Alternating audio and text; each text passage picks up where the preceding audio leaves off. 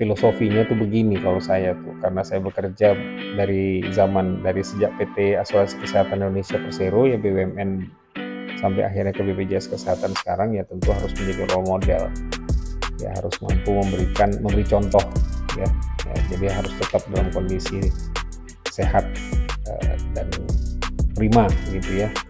Jadi itu harus menjadi pola hidup yang harus saya jaga ya, karena buat saya sehat itu mahal, dan tentu diri kita sendiri kan yang harus menjaga kesehatan itu. Kamu belum aktif jadi peserta JKN, padahal peserta aktif wajib untuk semua. Hai, selamat sore. Kembali lagi di Kenalpot JKN dalam podcast. Oke, ya ini kita udah tiba di penghujung tahun 2024 ya. Kita hari ini akan menghadirkan ya kepada teman-teman ya, ini narasumber yang kalau di sebuah pertandingan ini coachnya nih ya. Coachnya ya. Spesial ya Jan ya. Spesial. Kalau spesial tuh martabak telurnya 2 ya.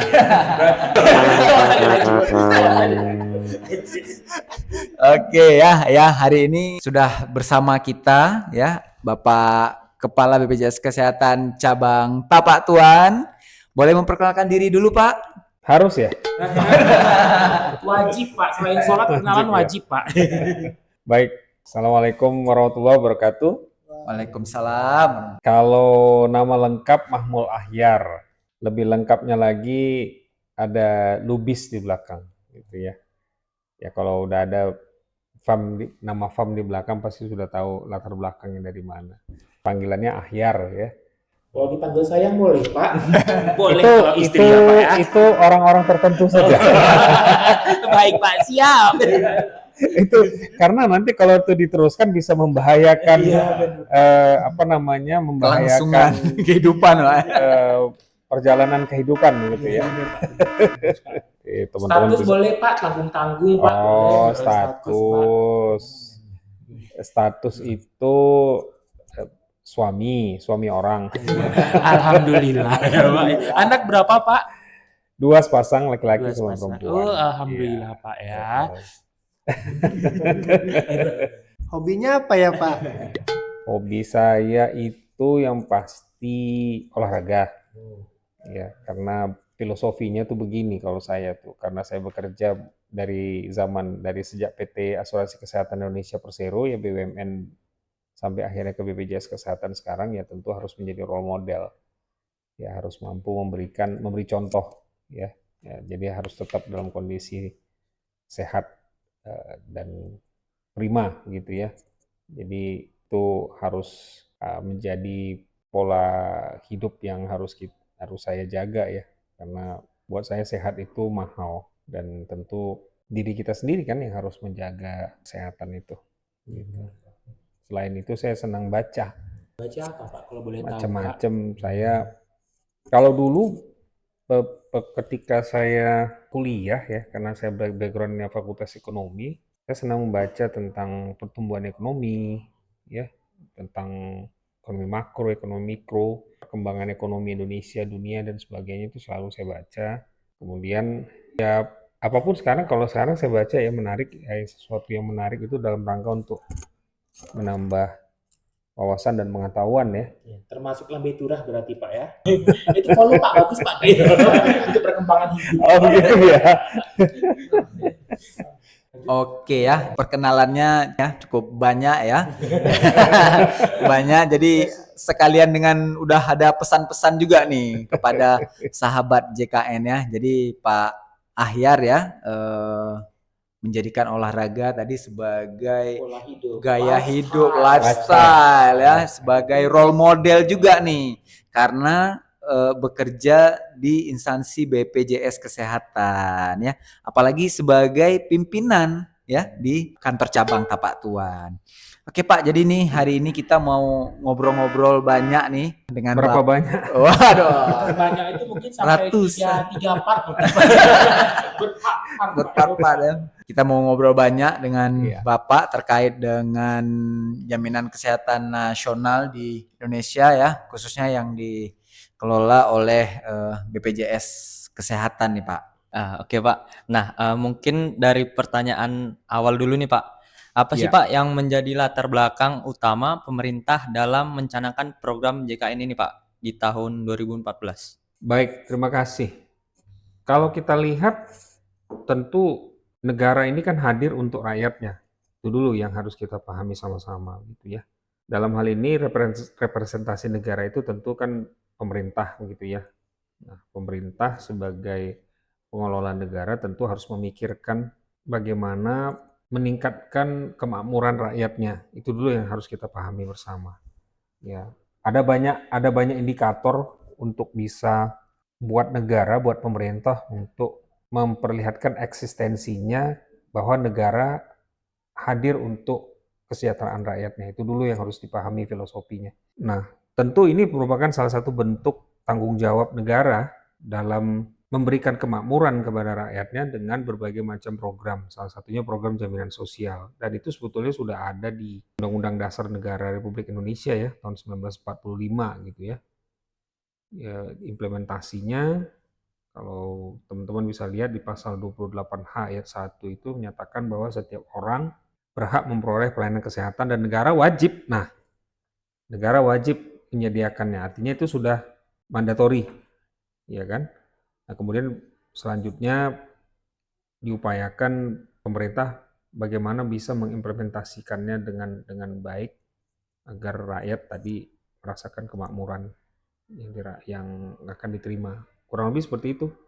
Ya, baik Pak. Kok takut-takut nanya nih ya Bang ya. Lalu kenapa takut nanya? Jangan dia opini publik ya.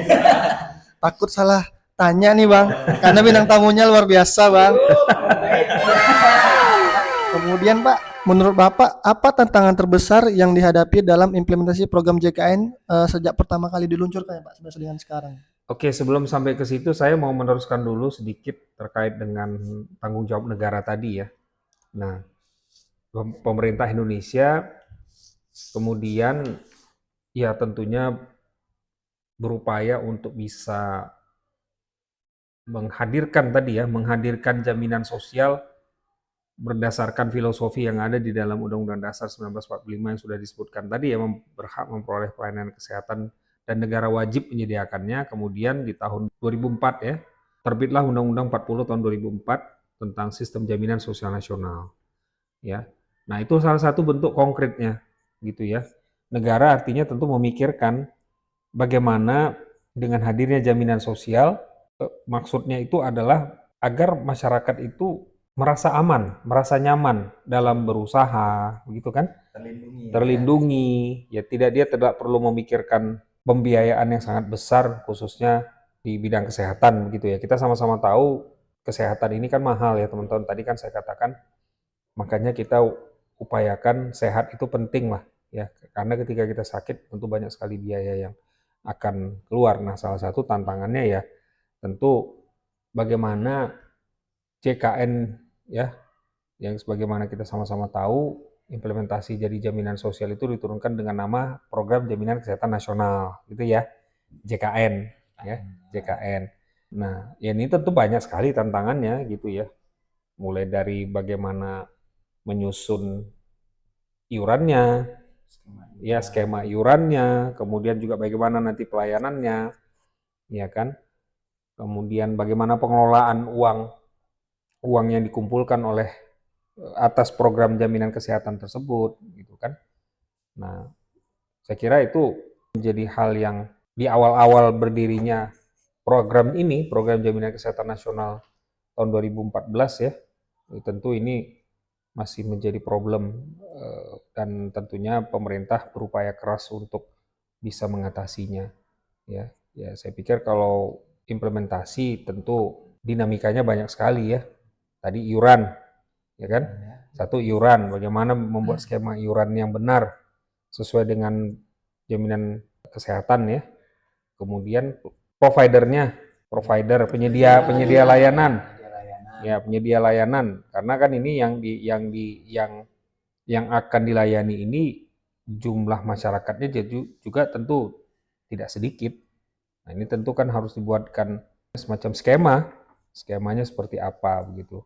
Mungkin boleh di-spill nih Pak kepada sahabat JKN nih, mungkin yang belum tahu berapa sih jumlah kepesertaan program JKN sampai dengan sekarang ini Pak? Kalau per November ini atau per Oktober kemarin tuh sekitar 274, 775 ya juta seluruh penduduk Indonesia, atau sekitar 98,30% ya. Jadi udah hampir semuanya nih Iya, Pak ya, tinggal betul. sisa 1% sekian lah masyarakat Indonesia Betul. yang belum menjadi peserta JKN. Iya.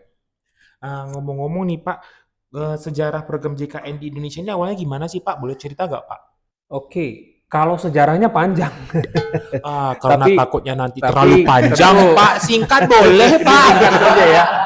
Disingkat saja ya. Boleh siap Pak. Karena kalau bicara asuransi sosial ini teman-teman pasti sudah dari zaman sebelum Masehi juga sudah ada sebetulnya.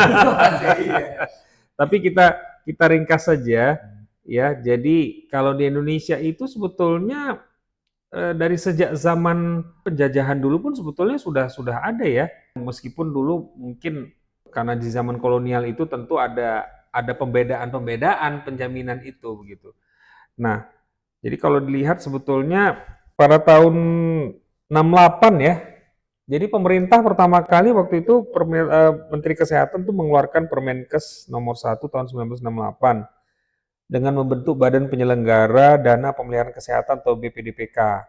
Jadi dulu awal pembentukannya ini dulu untuk memberikan jaminan kepada pegawai pemerintah. Nah, ya start awalnya.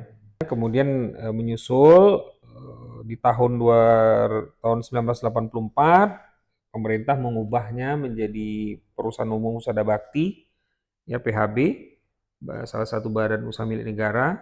Nah, kemudian di tahun 1992 dirubah lagi menjadi PT Askes, Asuransi Kesehatan Indonesia Persero, yang dipercaya untuk menjamin jaminan kesehatan pegawai negeri ya, pensiunan, anggota pensiunan TNI Polri, dan bahkan di tahun 2025 itu pemerintah memberikan kepercayaan kepada PT Askes untuk mengelola program jaminan kesehatan masyarakat umum ya, PJKMU namanya, bahkan untuk yang program jaminan kesehatan bagi masyarakat miskin atau PJKMM dulu itu.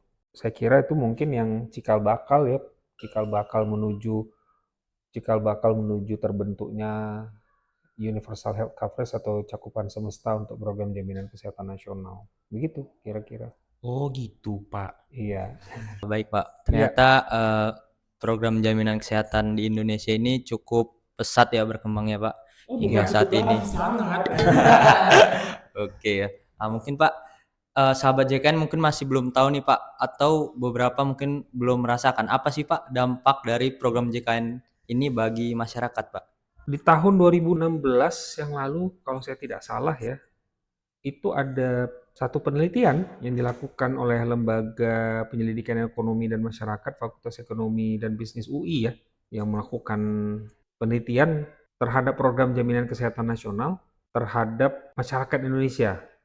Nah ada poin-poin dari penelitian tersebut dinyatakan bahwa ternyata program JKN itu mengurangi kemiskinan. Jadi di sana PBU itu mengatakan bahwa setiap peningkatan 1% peserta aktif jaminan kesehatan nasional dapat menurunkan tingkat kemiskinan sebesar 2,6 sampai 2,9%. Nah, kemudian juga meningkatkan akses layanan kesehatan. Nah, jadi JKN memungkinkan masyarakat untuk mengakses layanan kesehatan secara merata di seluruh Indonesia, termasuk orang miskin atau tidak mampu. Ya mungkin selama ini saudara-saudara kita yang miskin tidak mampu itu kan tidak berani ketika dia sakit mau berobat, karena mungkin sudah terbayang di kepalanya itu, aduh berapa ya biaya kesehatan yang harus saya keluarkan. Nah, dengan hadirnya jaminan kesehatan nasional, tentu ini menambah apa istilahnya, kepedean Kepedean mereka ya, Pak, ya. untuk bisa mengakses layanan itu ya. Kemudian juga akhirnya meningkatkan pemanfaatan atau utilisasi di fasilitas kesehatan. Ya kan? Kemudian juga meningkatkan angka harapan hidup ya teman-teman. Nah, dengan peningkatan penggunaan layanan kesehatan secara rutin ini juga dampaknya positif terhadap angka harapan hidup.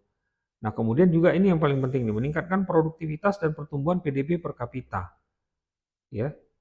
Nah, jadi luar biasa ya dampaknya.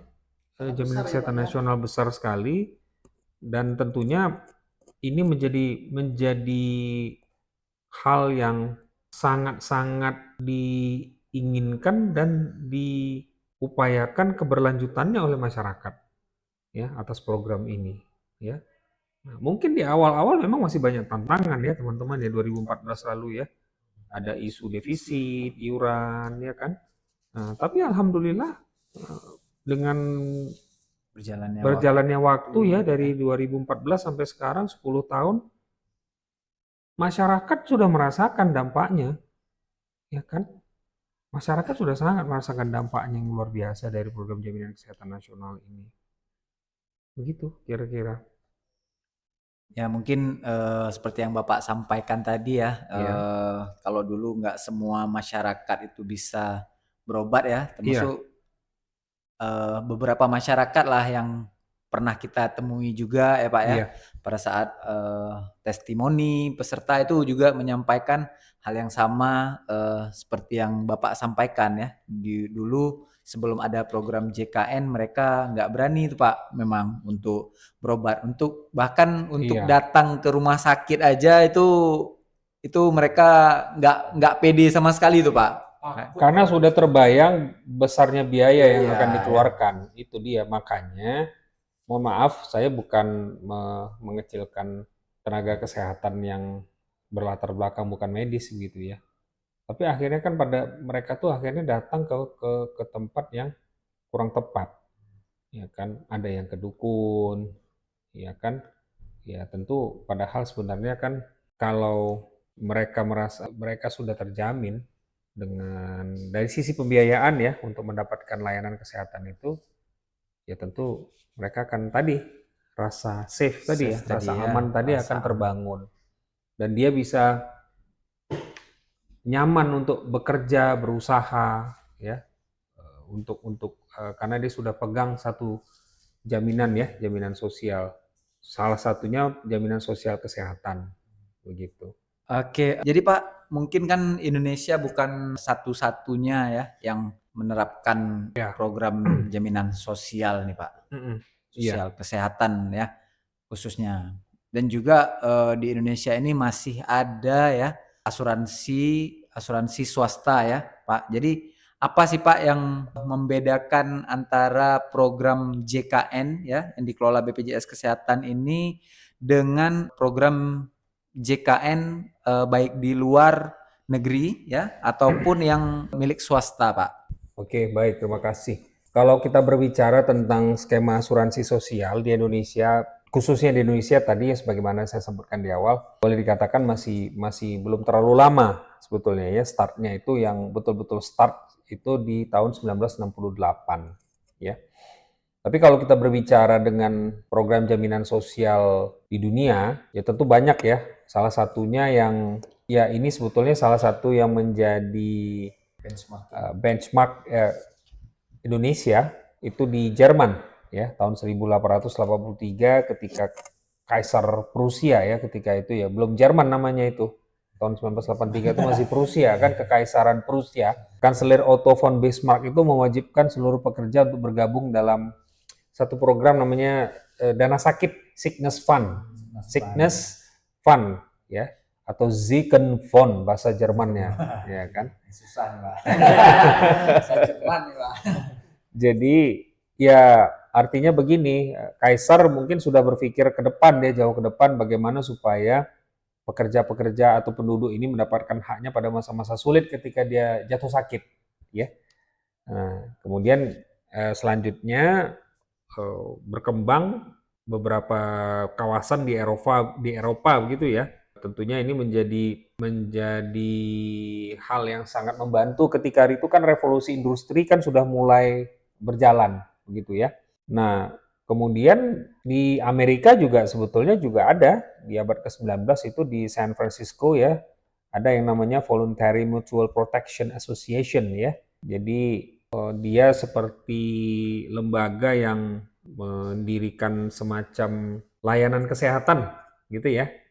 Ya, layanan kesehatan bagi anggota-anggotanya. Jadi mereka tuh mendirikan rumah sakit ya di tahun 1852 ya. Kemudian apalagi yang di Amerika berkembang lah ya di beberapa negara bagiannya ya dengan mengumpulkan tadi dana bersama itu. Nah, kemudian di kawasan lain ya di Eropa juga berkembang gitu ya. Nah, terkait dengan jaminan sosial ini. Tapi boleh dibilang sih sebetulnya kalau kita bandingkan dengan Indonesia, Indonesia ini termasuk yang tercepat dalam pertumbuhan jaminan kesehatannya. Hanya 10 tahun kita sudah 98% lebih sudah cakupan kepesertaan kita. Sementara Jerman tadi di masa kekaisaran Otto von Bismarck itu dia butuh 100 tahun itu baru bisa tercakup seluruh penduduknya. Ya. Kalau bicara jaminan kesehatan komersial tentu pasti berbeda. Kalau komersial kan asuransi kesehatan komersial tentu dia akan lebih mengedepankan komersialitasnya ya. Profit ya Pak ya. Ya, kalau asuransi sosial kan berbeda. Yang dikedepankan kan aspek sosialnya, aspek gotong royongnya, aspek tolong menolongnya, begitu. Walaupun kita memulainya terlambat, tapi ternyata secara pencapaian kita yang tercepat ya Pak untuk Iya, UHC-nya ya Pak. alhamdulillah, betul. Dan tentu itu komitmen dari negara kan tadi yang seperti saya katakan, komitmen pemerintah kita yang luar biasa untuk mendukung percepatan pertumbuhan cakupan semesta di program jaminan kesehatan nasional. Yang awalnya kita membenchmarking negara lain nih, sepertinya negara lain harus membenchmarking kita nih Pak sekarang nih Pak. Iya, bahkan sudah banyak kan beberapa negara-negara yang juga hadir ke BPJS Kesehatan untuk membenchmark ya. Mereka bertanya bagaimana Indonesia bisa begitu cepat khususnya BPJS Kesehatan bisa mencapai universal health coverage-nya dalam waktu 10 tahun ya. Dari beberapa kunjungan-kunjungan negara-negara kemarin itu cukup banyak ya. Dari Malaysia, dari Afrika, negara-negara Afrika, kemudian juga dari Jepang juga hadir, ya. Nah, jadi ini tentu kan menjadi satu menimbulkan rasa penasaran mereka begitu bagaimana Indonesia khususnya BPJS Kesehatan kok bisa gitu ya, kok bisa hanya dengan waktu 10 tahun gitu loh, ya, dengan luas wilayah yang sangat luas ya. Dengan jumlah penduduknya terbesar keempat di dunia, ya kan, dengan ada kurang lebih sekitar berapa? 17.000 pulau terpecah-pecah. Nah, ini luar biasa kan? Tidak mudah, tidak bisa dikatakan sempurna juga, tapi tentu ini menjadi tantangan buat negara, buat pengelola BPJS Kesehatan untuk bisa semakin mempercantik program jaminan kesehatan nasional ini sehingga masyarakat semakin merasakan manfaatnya begitu. Pasti tentunya tidak lepas dari kerja keras para duta BPJS Kesehatan nih Pak ya. Pasti. Seperti Bang Ojan, Pasti. Bang Rios, dan Alex. Ya. pada tadi. Karena kalau tidak terbangun sistem yang terintegrasi tentu akan sulit, ya. Tentu akan sulit. Bagaimana kita baik itu di internal BPJS Kesehatan maupun juga di pemangku kepentingan kita. Nah, ini tentu sebagaimana yang sudah kita sama-sama mengetahui bahwa program jaminan sosial khususnya jaminan kesehatan nasional ini kan tidak hanya tanggung jawab pengelolaannya saja dalam hal ini BPJS Kesehatan, tetapi juga menjadi tanggung jawab semua kita ya. Pemangku kepentingan yang peduli dengan kemakmuran tadi, yang peduli dengan kesejahteraan rakyat tadi, begitu ya kan? Dengan salah satunya adalah dengan hadirnya program jaminan sosial kesehatan. Berarti ekosistemnya harus berjalan secara maksimal. Harus harus. Jadi di dalam ekosistem itu kan banyak ya. Ada subsistemnya lagi yang juga harus kita terus perbaiki, terus kita optimalkan sehingga kolaborasi ya, engagementnya juga ya, keterikatannya juga ya, sinerginya juga itu harus kita perkuat dan kita optimalkan sehingga dia siklusnya itu berjalan dengan baik. Sobat JKN masih ingin tahu tentang hal-hal menarik di podcast kali ini? Kita lanjut di part 2.